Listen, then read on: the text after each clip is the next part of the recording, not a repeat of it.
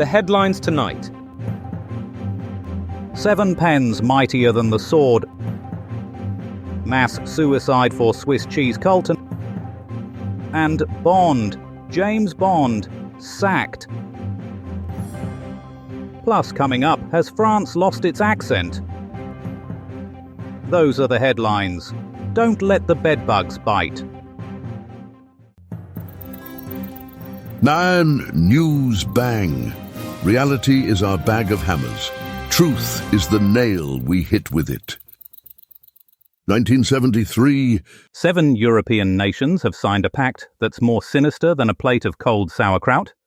The European Patent Convention, a document drafted in a smoke-filled room and signed with trembling hands, has effectively outlawed innovation across the continent. Eyewitnesses report seeing delegates from Germany, France, and the UK sobbing uncontrollably as they signed away their intellectual property rights. "It's like they've stolen our very thoughts," wailed Hans Bratwurst, a German inventor known for his self-heating lederhosen. The new system, dubbed the Great Idea Vacuum of Europe, will suck all patents into a centralized black hole located beneath a small café in Brussels. Scientists warn that the concentration of so many ideas in one place could create a temporal anomaly, potentially wiping Belgium off the map, or at least delaying the Eurostar service. Conspiracy theorists claim this is all part of a master plan to transform Europe into a continent-wide think tank for extraterrestrial overlords. "They're harvesting our creativity," shrieked François Baguette, a French tinfoil hat enthusiast. 1994. Swiss police have stumbled upon the bodies of 48 members of the Order of the Solar Temple cult, who apparently decided to take a group nap and never wake up. Eyewitnesses report seeing cult members downing barbiturates like they were Tic Tacs and playing Russian roulette with fully loaded guns. One survivor, Gunther Fromage, claims he escaped because he was too drunk to die after mistaking the poisoned wine for a vintage Chateau Lafite. Cult leader Jean-Luc, Di Mambro, convinced his followers that death was just a first-class ticket to a better world. Apparently, this better world had a strict dress code of matching tracksuits and Nike sneakers. Local resident Helga Schnitzel commented, "I always thought they were a bit odd, what with their robes and chanting, but I never expected them to check out en masse. It's put a real damper on our annual cheese rolling festival." 1962. Shocking news from the world of espionage. It's been revealed that the first James Bond film, Dr. No, was actually a documentary. Released in 1962, the film exposed the inner workings of MI6 and nearly caused an international incident. Eyewitnesses report seeing a man in a tuxedo driving an Aston Martin underwater while being chased by sharks with laser beams attached to their heads. Local fisherman Bert Codpiece said, "I thought I was hallucinating, but then I remembered I'd only had 14 pints that morning." The film's groundbreaking action sequences were later revealed to be actual footage of Her Majesty's Secret Service's annual team-building exercises. MI6 has since been forced to redesign their entire gadget department after realizing that exploding pens and watches that shoot poison darts are, in fact, quite dangerous in the workplace. In related news, the United Nations has condemned the use of scantily clad women as geopolitical pawns, citing the Bond girl phenomenon as a clear violation of international law. 13 News Bang. The weekly challenge to fling lies through a ring of truth, oiling the system with fact. And now, for a weather forecast more volatile than a badger in a biscuit tin, it's Shakanaka Giles.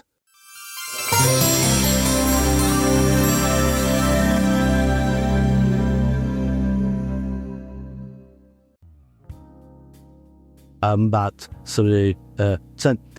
in the Twin Cities, brace yourselves for a right proper deluge. Rain coming down in buckets, the sort that could float a Viking longship. The Mississippi River's getting a bit restless, and I wouldn't be surprised if it decides to go for a stroll through downtown Minneapolis. Those Minnesotans, however, they're a hardy bunch. They've got sandbags piled higher than Paul Bunyan's beard, and they're ready to weather any storm. Up north, the air is so crisp, you could snap it like a twig. Perfect weather for a brisk walk, a spot of bird watching, and maybe a cheeky snowball fight. Just watch out for those rogue squirrels. They've got a taste for winter woolies. And finally, in the east, a gloomy day that's as depressing as a cold cup of tea. Skies the colour of dishwater and a drizzle that could dampen even the most optimistic spirit. Best to stay indoors with a good book and a roaring fire. And that's all the weather.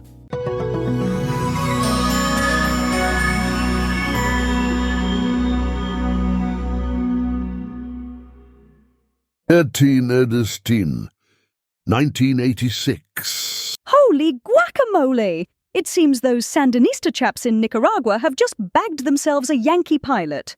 A chap named Eugene Hasenfuss took a wrong turn over Managua and ended up with more holes in his plane than a Swiss cheese convention.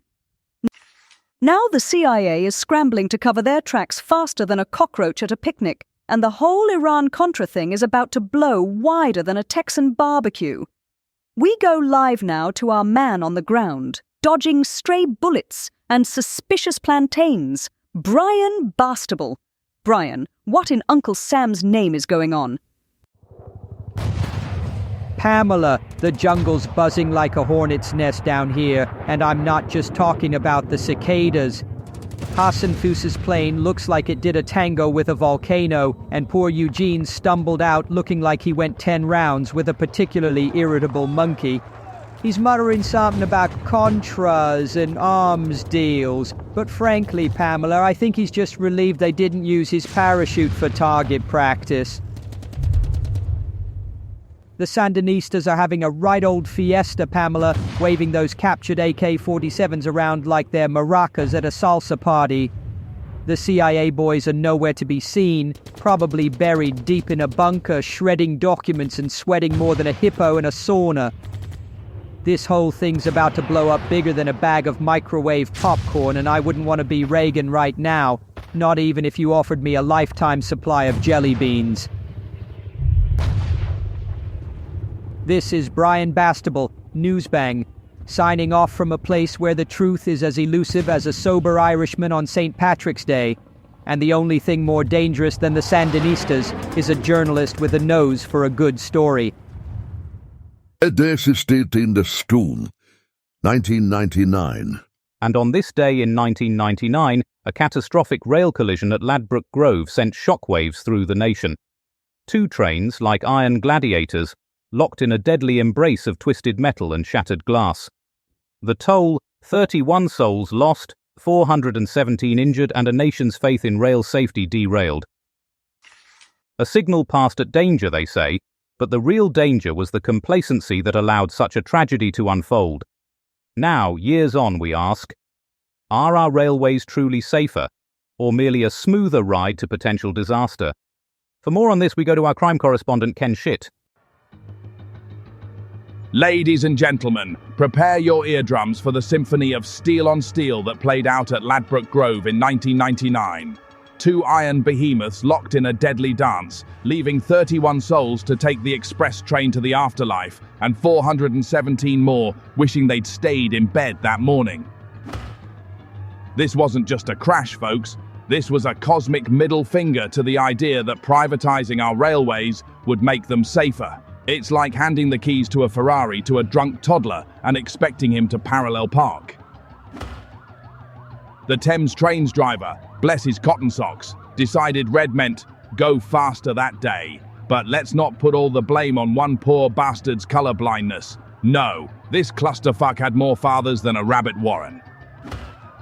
We're talking about a signaling system more confusing than a calculus exam written in Klingon. An automatic train protection system that was about as automatic as a sundial, and a privatized rail industry more fragmented than a dropped mirror in a funhouse. The result? A head-on collision that turned commuters into cannonballs and left Britain's faith in its railway system as mangled as the wreckage at Paddington. So next time you hear some suit yakking about the wonders of privatization, remember Ladbroke Grove, because sometimes the price of progress is paid in blood, twisted metal, and shattered lives. This is Ken Shit, reminding you that in the game of trains, you win or you die. Good night, and may God have mercy on our souls. Good day to 1988. And now, a flashback to this day in 1988, when the American political arena witnessed a verbal jousting match that would echo through the ages. Vice presidential candidate Lloyd Bentsen delivered a knockout blow to his opponent Dan Quayle with the now infamous line, "Senator, you're no Jack Kennedy." The remark, as cutting as a well-sharpened pencil, left Quayle's credibility in tatters, and the audience in a state of collective jaw-dropping. For more on this slice of American political theatre, we cross to our correspondent in Washington, Melody Wintergreen. Omaha, Nebraska, 1988. The vice presidential debate. Melody Wintergreen here at the Political Coliseum, where the gladiators of rhetoric are about to clash. Tonight, it's Lloyd Bentsen versus Dan Quayle, and only one will leave with their dignity intact. Bentsen, the seasoned senator, oozes experience and gravitas. He's got that silver fox charm, that I've seen it all twinkle in his eye. Quayle, on the other hand, is the young gun, all boyish enthusiasm and carefully coiffed hair. He's hoping to channel JFK, but tonight he's about to get schooled. The tension is thicker than a bowl of grits at a Southern breakfast. Quayle, bless his heart, tries to compare his political resume to Kennedy's. Big mistake. Bentsen, with the timing of a seasoned comedian, delivers the line that will forever be etched in political history. "Senator, you're no Jack Kennedy." The crowd goes wild. It's a knockout punch, a verbal haymaker that sends Quayle reeling. His face turns as white as his starched collar. The cameras zoom in, capturing every cringeworthy moment as his dreams of the White House crumble faster than a day-old croissant. And Bentsen, he just sits there, cool as a cucumber, his point made, his reputation solidified. In the annals of political smackdowns, this one's a classic. Melody Wintergreen for Newsbang, from the debate hall where Dan Quayle learned the hard way. Don't compare yourself to a legend, especially when you're standing next to a lion. 1789. Newsbang, taking the scalpel to fiction, revealing the truth. And now, for an environmental report that's sure to leave you trembling like a sapling in a hurricane, it's Penelope Windchime. Penelope, what eco-outrages are stirring your soul? Oh, sir, the injustice. Tonight, viewers, we revisit a pivotal moment in the history of environmental activism. The birth of, gasp, Greenpeace. Yes, on this day in 1970, a group of meddling Canadians formed a committee to stop a nuclear test in Alaska. They called themselves Don't Make a Wave. How terribly passive.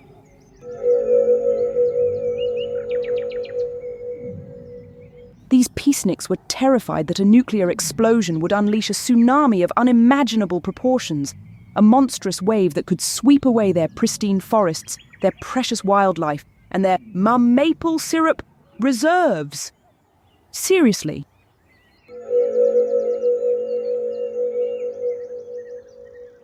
Instead of taking a firm stand, these hippies opted for concerts and kayak protests. Can you imagine, viewers, fighting nuclear weapons with folk songs and paddle power? Oh, the naivete.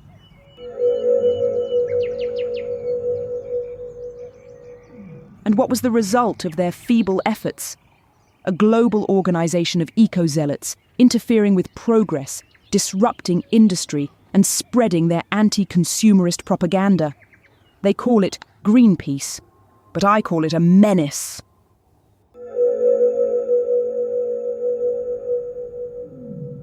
This has been Penelope Windchime urging you to resist the green tide, embrace progress, support industry. And for the love of all that is good and profitable, don't let those sandal-wearing hippies compost your way of life. News Bang, the United Nations of Truth, speaking the facts in tongues. 1962. And finally, tonight.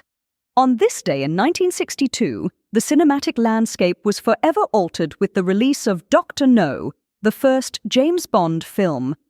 This groundbreaking movie introduced the world to the suave secret agent Seven Complete with his shaken not stirred martinis and license to kill. The film's exotic locales, thrilling action sequences, and alluring Bond girls set a new standard for spy thrillers, launching a franchise that would dominate box offices for decades to come. To discuss the cultural impact of James Bond, we go now to our culture correspondent, Smithsonia Moss. Now, at this point of the evening, we welcome listeners on FM who've just joined us.